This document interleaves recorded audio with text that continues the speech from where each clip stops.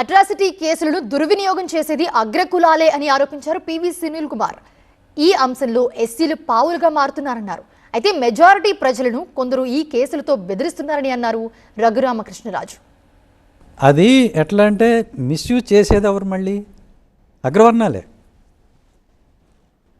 ఇప్పుడు ఊళ్ళో ఒక రెడ్డి గారు ఉన్నారు, ఓ చౌదరి గారు ఉన్నారు. ఈయన మీద ఆయన కేసు పెట్టుకోవాలి, ఆయన మీద ఈయన కేసు పెట్టుకోవాలి.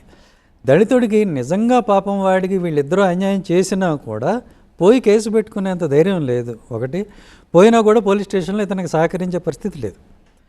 ఆ కేసు ఎప్పుడు నిలబడుతుంది అంటే ఎక్కువ శాతం అంటే 100కి మేబీ ఒక 50-60% అయి ఉండొచ్చు. ఏంటంటే ఈ పెత్తందారులు ఎవరైతే ఉన్నారో వాళ్ళు ప్రత్యర్థులను దెబ్బతీయటానికి తమ వద్ద ఉన్న వాళ్ళని వాడుకుంటున్నమాట వాస్తవం. నువ్వు మాన్యమతం స్వీకరించిన తర్వాత అసలు నీకు కేసు పెట్టి హక్కే లేదు.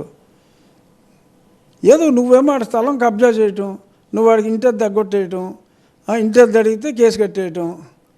ఇలాగా సమాజంలో ఆ 80% మంది ప్రజలు 20% మంది చేతుల్లో కీలుబొమ్మలై దిక్కుచోసని పరిస్థితుల్లో ఉంటే అరే చట్టం ఇదిరా బాబు అని చెప్పాను నేను. దాని గులికి పడిపోయి భయపడిపోయి దళితులను అణిచేస్తున్నారంటే ఎలాగా?